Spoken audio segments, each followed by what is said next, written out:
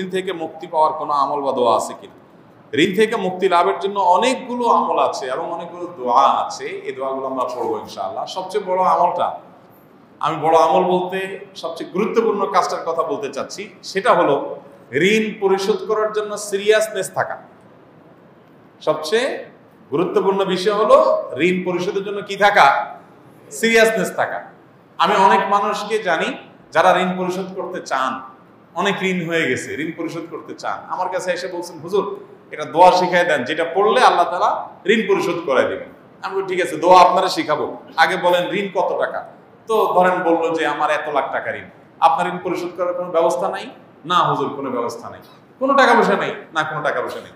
জমি জমা কি পরিমাণ আছে? এই 2-4-5 বিঘা জমি আছে। তো জমি বিক্রি করে ঋণ পরিশোধ করতেছেন না কেন? এটা কোনো কথা হুজুর, জমি বিক্রি করে ঋণ শোধ করবো? অনেকে আছে ব্যবসার টাকা আছে, না ভাই পকেটেরটা দিয়ে ঋণ শোধ করবো না।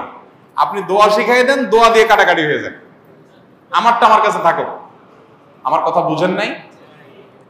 এইরকম বহু লোক আমি পাইছি যে এই টাইপের।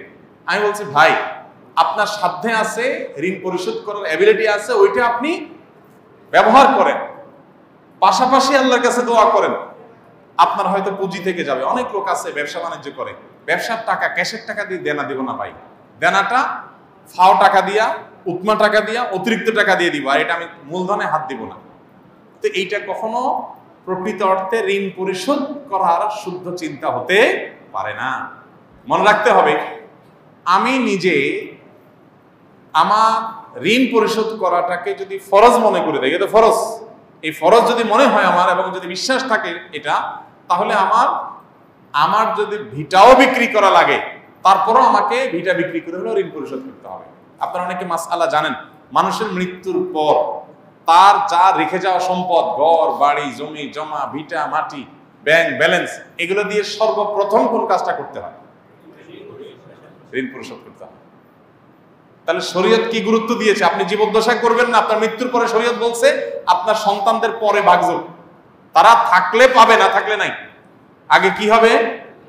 আগে ঋণ পরিশোধ হবে, দাফন কাফনের খরচ দেয়া হবে, ওসিয়ত করলে 1/3 পর্যন্ত কার্যকর হবে, টোটাল না। আপনি ওসিয়ত করে গেছেন আমার মৃত্যুর পর আপনি আমার টাকা দিয়ে একটা মসজিদ বানাই দিও, জি না, আপনি বললেই হবে না। আপনার টোটাল সম্পদের 1/3 যদি মসজিদ করা যায় ওকে, না হলে 1/3 বেশি কি হবে না, আপনার ওসিয়ত কার্যকর হবে না। কিন্তু ঋণ 100% কার্যকর হবে। আমি কি বুঝাতে পারছি? এত বড় গুরুত্বপূর্ণ বিষয়। আমাদের অনেক ভাইরা চিন্তা করেন, ঋণ পরিশোধ করতে যদি আমি জমি বিক্রি করে ফেলাই, তাই আমি কি খাবো, কি করবো? আরে ভাই, এমন একটা রোগ হয়েছে আপনার, যে রোগে ট্রিটমেন্ট করতে গিয়ে সব ভিটামিন বিক্রি করা লাগতেছে, না হলে ট্রিটমেন্ট হচ্ছে না, আপনি কি করবেন?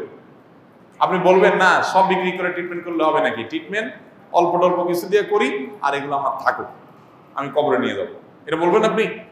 আমার আগে জীবন বাঁচক, সম্পদ বহুত হবে ইনশাআল্লাহ। ঠিক একইভাবে ঋণ পরিশোধ করি, আমার ইমান বাঁচক, তারপর সব হবে। আমাদের দেশে কেউ কাউকে ঋণ দিতে চায় না।